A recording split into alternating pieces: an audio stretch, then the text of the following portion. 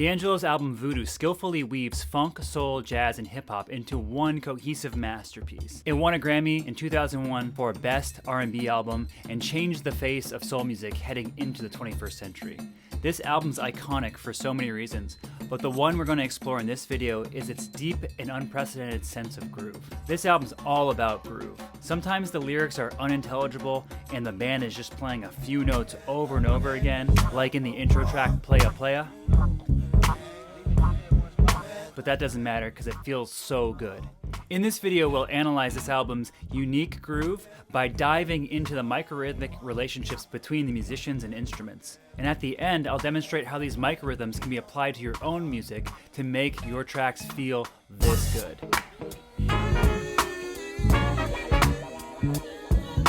So you might be asking, what's a microrhythm and why should I care? Microrhythms are subtle deviations in rhythm that are smaller than standard rhythmic divisions like the 8th, 16th, and 32nd note. We're talking about a scale of hundredths of a second here. These tiny rhythmic deviations can create a sense of groove, bounce, or tension that gives the music a more human feel. Microrhythms can be found in all types of music, from funk to jazz to hip-hop to classical, and even in pop songs like this one. Can't help but move your body? Those are the microrhythms at work. That danceable feeling is created by the microrhythmic relationship between the drums, synthesizers, and vocals, also known as the pocket. If you'd like to learn more about pocket, check out my Swinging Over Straight Rhythms video in the description below. The really groundbreaking thing about the Voodoo album is that this microrhythmic separation is even more exaggerated than most music that came before it. At the time of writing the album, D'Angelo was inspired by the lopsided drunk funk beats that J Dilla was producing and wanted to capture that feeling with a live band. This had never been done before, so D'Angelo had to bring in the legendary duo Questlove and Pino Palladino to round out the rhythm section. D'Angelo asked Questlove to emulate the uneven drumming patterns that J Dilla was programming. Then he asked Pino to play further and further behind Questlove's beat, almost to the point of disaster. Then D'Angelo himself added in other instruments and vocals that were sometimes even further behind Pino. The combination of lopsided drum patterns and the other instruments dragging created the deep pocket and groove that we've come to associate with this album. Quick note before we dive all the way in, the reason why this groove and many others feel so good is because of natural human fluctuation from beat to beat. I'm going to be simplifying the elements of this groove to make it easier to replicate in your own music, but always remember that human variation is crucial to a great feeling track. So let's start our analysis with the opening track, Playa Playa. This is the perfect intro to an album that's all about groove. The melody is pretty simple, but the groove is unlike anything else. This is a great example of microrhythms in action. All right, I'm going to loop a section, and I'm going to solo the drums. We're going to focus on what Questlove is doing first. So we have a bass drum, we got a ride pattern going on in the background there, we got that big snare / hi-hat kick. Alright, so I'm going to zoom in so we can take a look at the microrhythms. Alright, so quick orientation of the screen. We got a stereo track which is identical on the top and bottom. We have a 16th notes laid out up top here, and then each one of these ticks is a 64th note. You'll see BD for bass drum, R for ride, S for snare, HH for hi-hat. And you can see at the start of each waveform here, that is when the note is being played. So right away, we can feel that this beat is a little lopsided.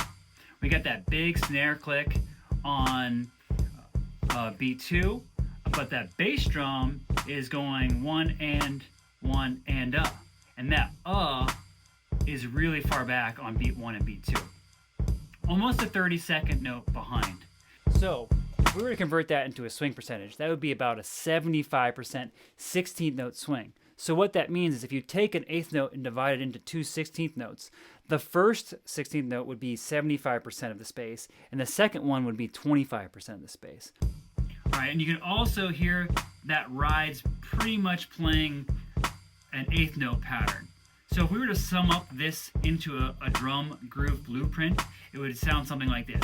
75% 16th note swing, we got that snare and hi-hat click on beat 2 and 4, and then we have an 8th note pattern on the ride. So now let's add the bass in. All right, now it's starting to get funky.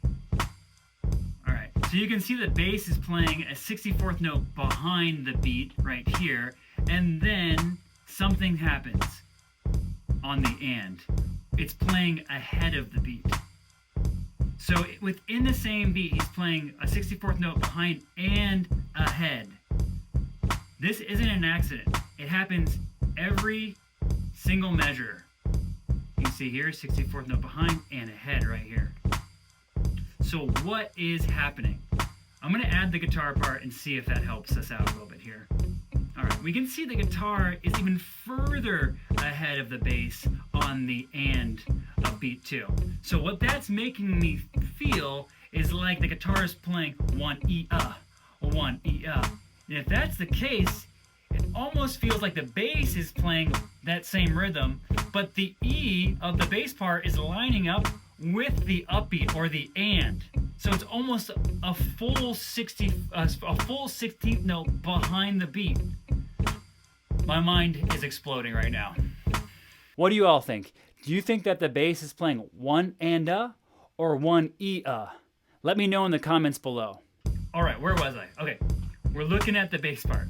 All right, so assuming that we're in a 75% 16-note swing, it looks like Pino is playing a little more than a 64th note behind the beat, and then on the of beat 1, he's lining up with the bass drum, so he's playing a little bit more lined up with the 75% swing percentage, and then on the of beat 2, it's a 64th note behind again.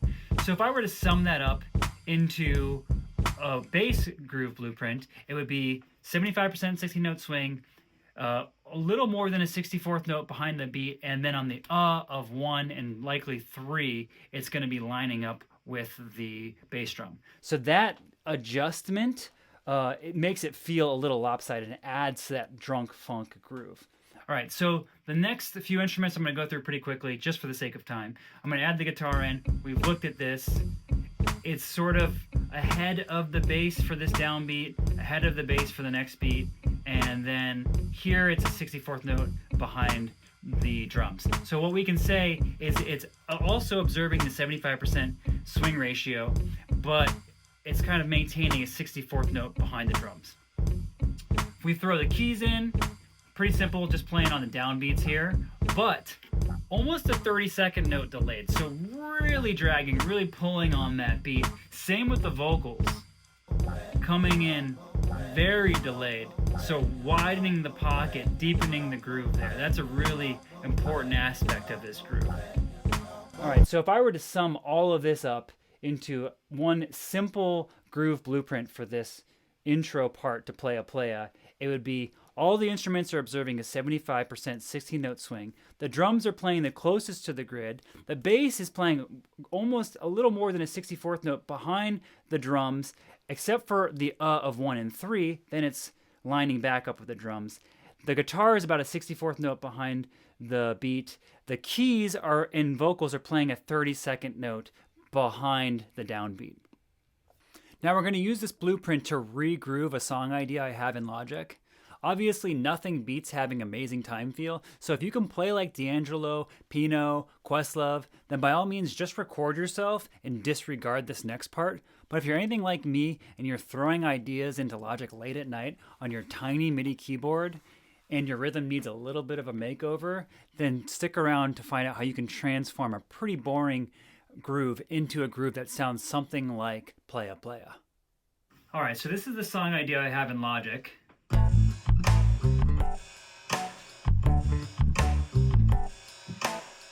So pretty simple. We got drums, snap track, we got bass, we got guitar, we got clav. Pretty melodically straightforward. So I'm gonna first start off by focusing on the drums. I have this exact same thing copied down below so I can work on the tracks. I'm gonna solo out the drums first. All right, I'm going to apply a 75% swing to these drums. So we're gonna listen to the bass drum mostly here. All right, so you can hear it, those 16th notes are pulled way back. All right, now I'm gonna bring in the snap track. This is just to add a little bit of beef on the 2 and 4. but I'm gonna flam it to make the 2 and 4 a little bit more exaggerated. Cool. All right, now we're gonna add in the bass part. Same thing here. I'm gonna just quantize this whole thing to 75%. Okay, so that seems good. I'm gonna move the whole thing back a little more than a 64th note, so I'm gonna drag it a little bit. And then I'm gonna move the of 1 up a little to line up with the bass drum, just like it does in Playa Playa. So I'm gonna do that here too. I'm gonna move that up to match the bass drum. That's gonna make the beat a little lopsided, but it'll feel pretty cool. Alright, so I got that there. Alright, so that sounds pretty good. The next part here, I have an acoustic guitar that I recorded in. So this is gonna be a little bit more involved. It's harder to quantize this. So I'm gonna have to go in with flex time and adjust every one of those markers manually. So this is gonna take a couple minutes. I'm gonna fast forward through this part. All right, let's listen to the guitar part now with the rest.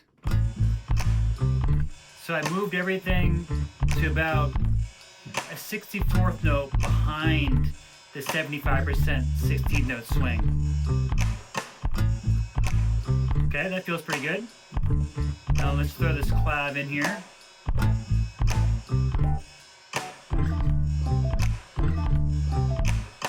Alright, so I'm going to throw the swing on that one as well.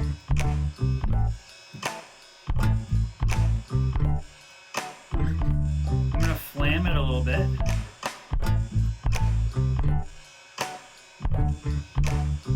And I'm going to throw it way back, because remember this one was about a 32nd note behind.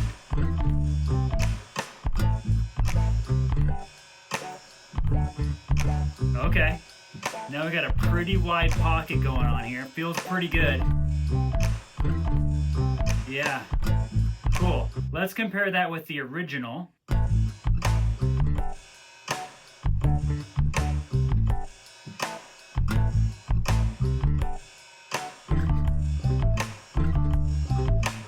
Alright, and back to the one that we added the blueprint to. Yeah, that's a deeper pocket for sure. Just feels a lot better.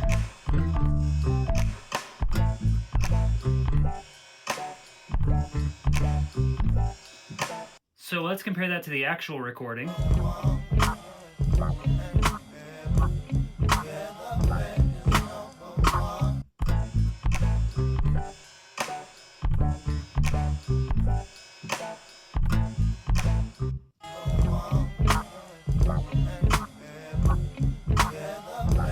Alright, this video is turning into an epic, so I'm going to cut it here.